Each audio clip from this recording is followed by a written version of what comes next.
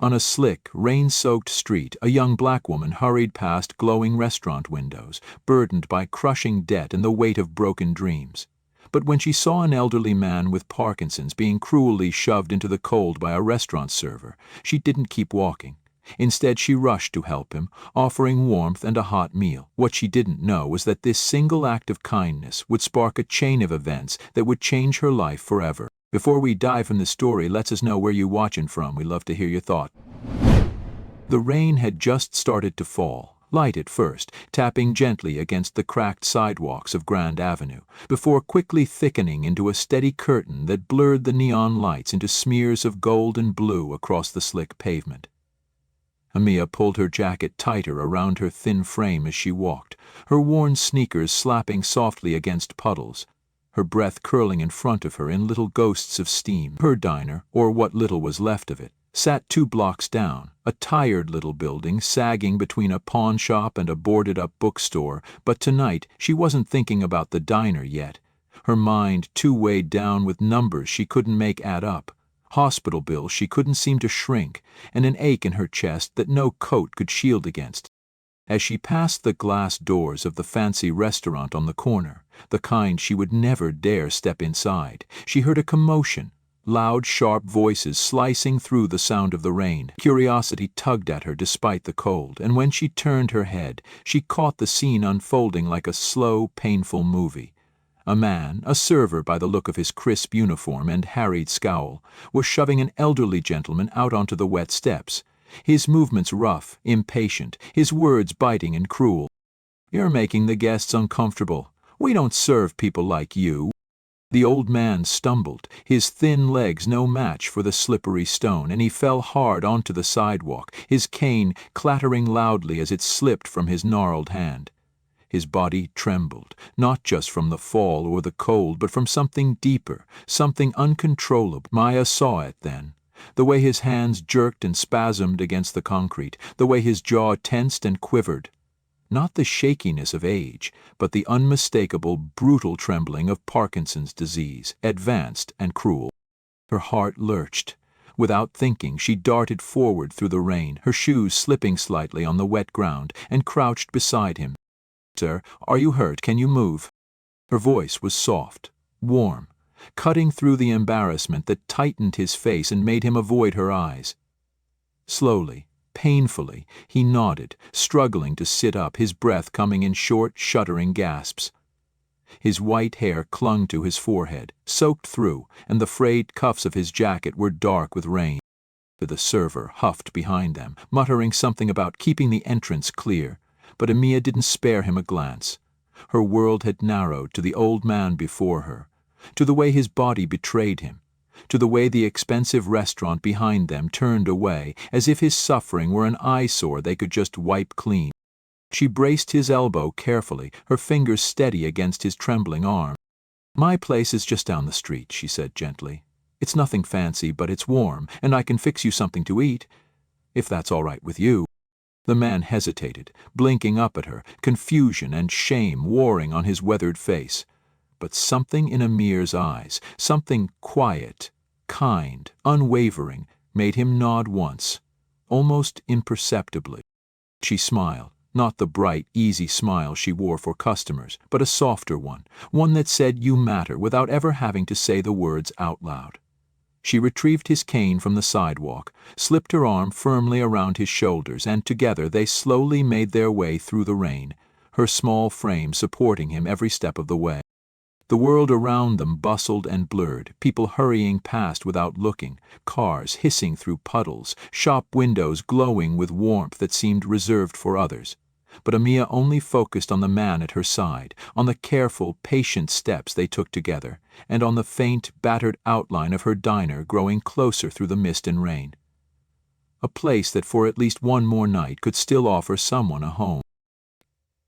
The bell above the door gave a tired little jingle as Amia pushed it open with her shoulder, the sound brittle against the heavy quiet inside, and the warmth from the old gas heater tucked in the corner rolled out in lazy waves, wrapping around them both like an old patchwork quilt. Her diner, small, a little battered, walls stained with years of love and late nights, smelled of fresh bread and a fading hint of coffee, the kind of scent that clung to the memory long after you left. Amia led the old man to a booth near the back, the one closest to the radiator where the cracked leather seats were still warm from the day's few customers, and carefully helped him settle into the bench, adjusting his cane so it wouldn't slip. She watched his hands, still trembling as he tried to smooth the wrinkles from his soaked jacket, his fingers curling awkwardly against the fabric like birds with broken wings, and something sharp twisted in her chest, a mixture of anger and sorrow that the world outside could shove a man like this aside without a second thought. She rested a hand lightly on the table to steady herself, then forced a small smile. "You just sit tight, okay? I'm going to whip you up something real good. No charge, no fuss." The old man lifted his head, his eyes shining under the fluorescent lights, his voice raspy but sincere. "You're very kind, miss. Most people, they don't even look."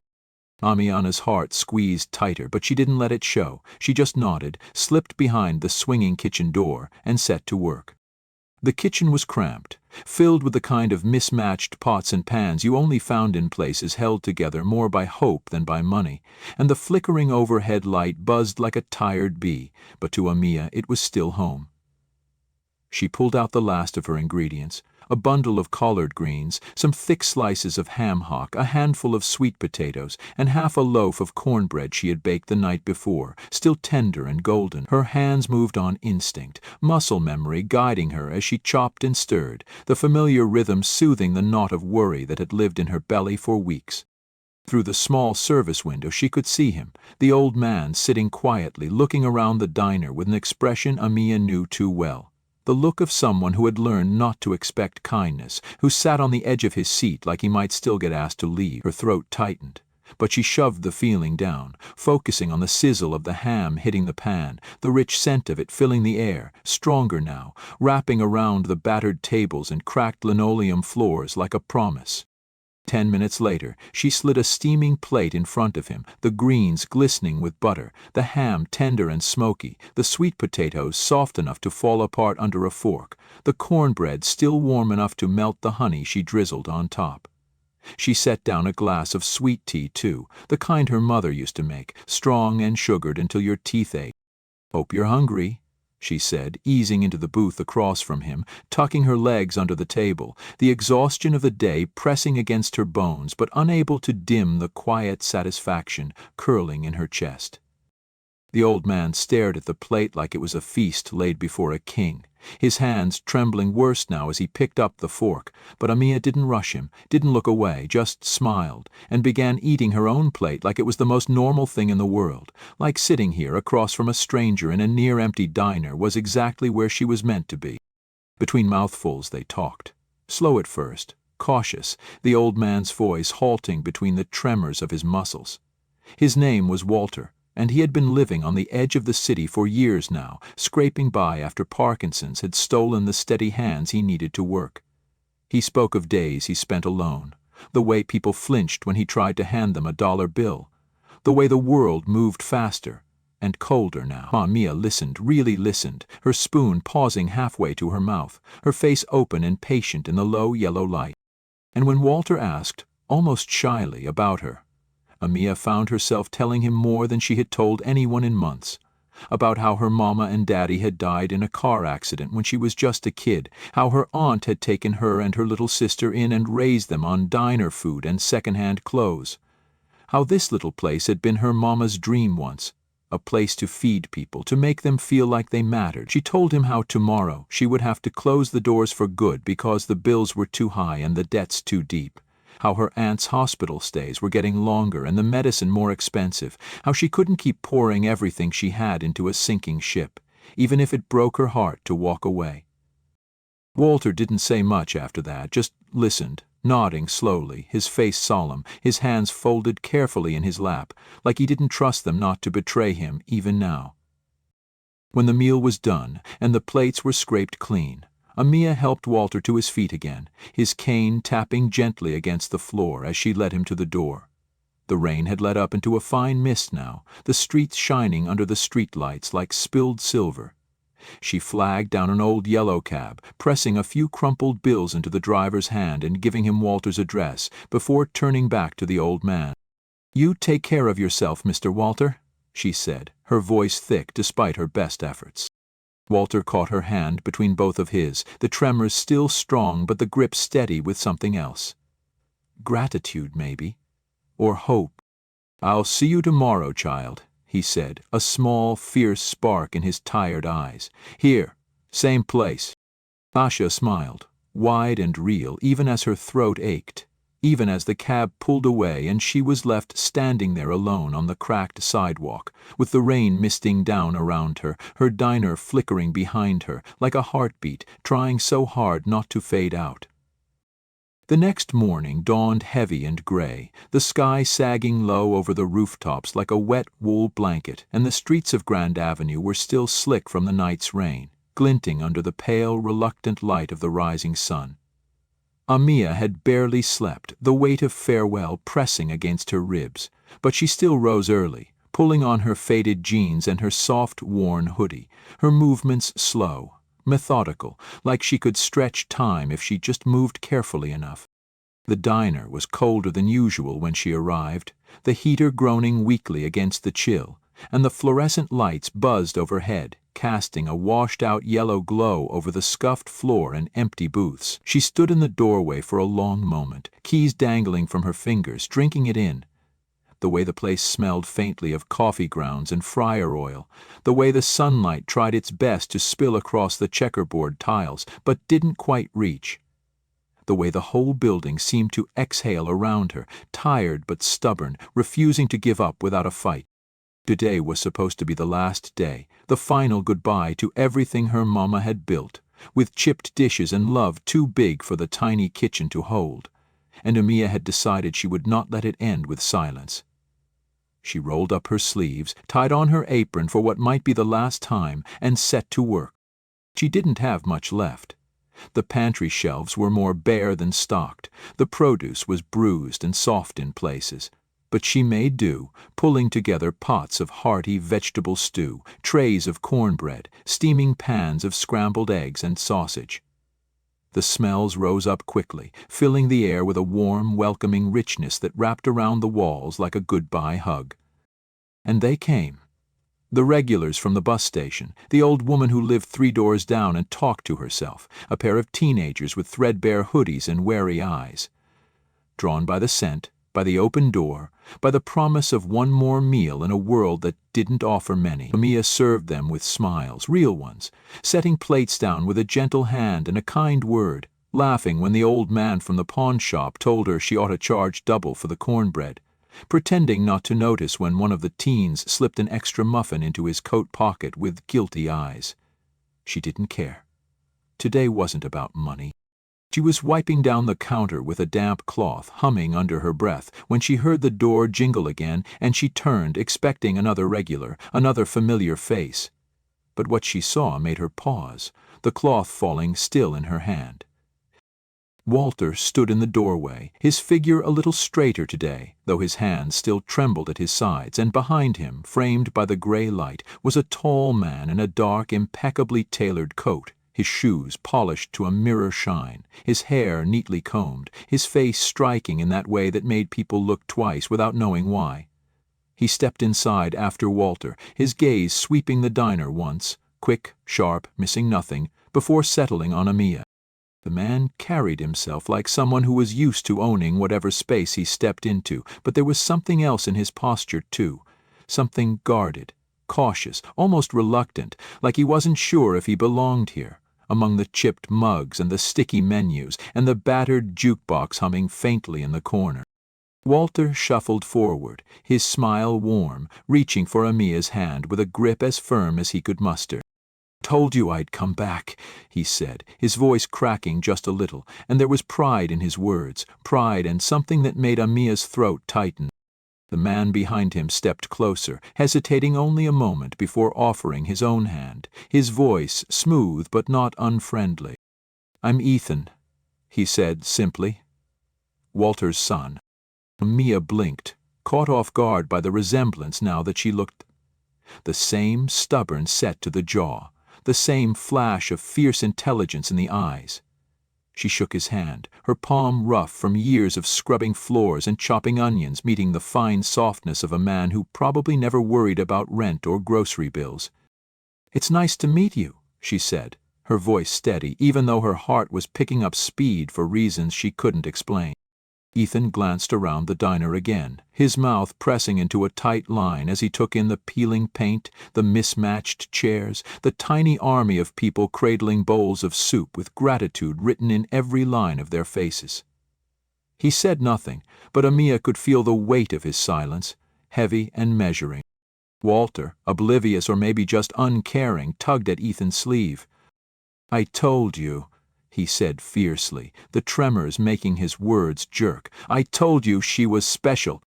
Ethan gave a small, almost imperceptible nod, and Amia felt something shift in the room, something she didn't have a name for yet. She busied herself pouring coffee into thick ceramic mugs, pretending not to watch as Ethan helped Walter into a booth, as he listened to the old man's low voice explaining how Amia had found him, fed him, sat with him like family, without ever once looking at him like he was a burden or a mistake. She moved around the diner, refilling cups, keeping her hands busy, because her heart was hammering in her chest now, too loud, too raw. After a while, Ethan rose, crossing the floor to where she stood behind the counter, the steam from the coffee pots curling around him like mist. His voice, when he spoke, was low and serious. "My father, he doesn't ask for much," he said, his gaze steady. "But when he does, I listen." Amia said nothing, just waited, wiping her hands on a dish towel, feeling the silence between them stretch taut. "And wanted me to thank you," Ethan continued, his mouth twitching as if the words were unfamiliar, heavy. "I was going to offer you a check, some kind of donation, something to make it right." He hesitated, glancing over his shoulder at the room full of people, at the way Amia moved among them like she belonged to them and they to her. "But now," he said, turning back, his voice softer, "I think we can do better than that." Amia frowned slightly, unsure, the old instinct to distrust kindness from people like him, people who wore suits that cost more than a month's rent, rising up like a shield in her chest. "What do you mean?" she asked, her voice wary but calm. Ethan smiled then, small but real. "Told you," he said. "I want to help you keep this place," he said simply. "Not just with money. With a real chance, a partnership, a fresh start." And as the words settled into the battered old diner, into Amia's stunned silence, into Walter's proud, trembling smile, the heavy gray clouds outside finally began to break, and the first slivers of sunlight spilled across the cracked floor, golden and stubborn and full of promise. It took nearly 6 weeks, and during that time, Amia didn't sleep much. Not out of worry this time, but out of a restless energy she hadn't felt since she was a child, helping her mama roll dough at 4 in the morning in a kitchen that smelled like cinnamon and prayers. The diner had been closed for construction, but it hadn't gone quiet. Instead, it buzzed with hammers, voices, the scrape of ladders, and the gentle hum of new life being breathed into every crevice. And Amia was there through it all, paint in her hair, dust on her jeans, working beside contractors and designers like she'd done it all her life, because this wasn't someone else's project. This was her story being rewritten, one screw, one coat of paint at a time. Ethan hadn't hovered, but he hadn't disappeared either. He had shown up often, not always in a suit, sometimes just in jeans and a button-down with sleeves rolled, clipboard in hand, his usual air of control softened by something she hadn't expected. Genuine interest, even admiration. And Walter, dear Walter, came by every afternoon with his cane tapping out a slow rhythm against the sidewalk, watching the progress like a proud grandfather, greeting every worker like an old friend, offering opinions no one asked for and stories everyone seemed to need. The morning of the reopening came with golden light pouring through the new windows, the sky clear and full of promise, and Amia stood in the center of the gleaming new space, her heart thudding in her chest like a drum. The floor tiles were new, clean but still in that old checkerboard pattern her mama had chosen. The booths had been reupholstered, but kept their deep red color, a nod to the past. The counters shone like mirrors, and a small framed photo hung behind the register. Her mother, apron on, holding a wooden spoon and laughing like the world was still simple. She wore a crisp new apron that morning, but underneath it was the same old hoodie, sleeves pushed up, and her hands shook just a little as she unlocked the doors. The crowd wasn't large, but it was full. Familiar faces, old neighbors, folks who'd heard the story and come from across town to see if it was true. Just before the first customers stepped in, Anea saw him, Ethan, standing off to the side, not saying anything, just watching her with that quiet steadiness, and beside him, Walter, with his cap tilted back and his smile wide as sunrise. That day, the diner, now officially renamed Mama's Table, served over 200 meals, and not one person was turned away.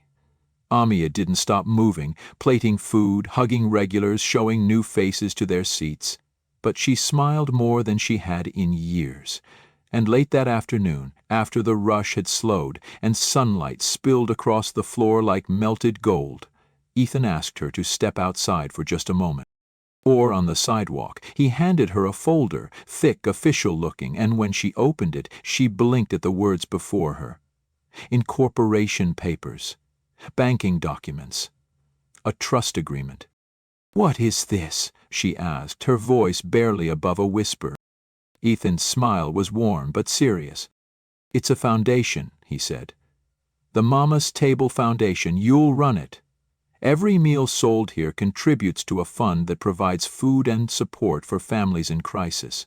We've started it with enough seed money to last a year. After that, the more this place grows, the more people it can feed beyond these walls." Bookfin yesed. Amia stared at him, her fingers trembling on the papers, her breath caught in her chest like it was too big to exhale. "You trust me to run this?" she asked, because some part of her still couldn't believe. Ethan didn't hesitate. "I've never trusted anyone more." And then Walter stepped closer, resting a shaking hand on her shoulder, his voice gruff but soft. "You fed me like family, child. Now the world gets to taste what family really means." Tears burned in Amia's eyes, but she didn't let them fall.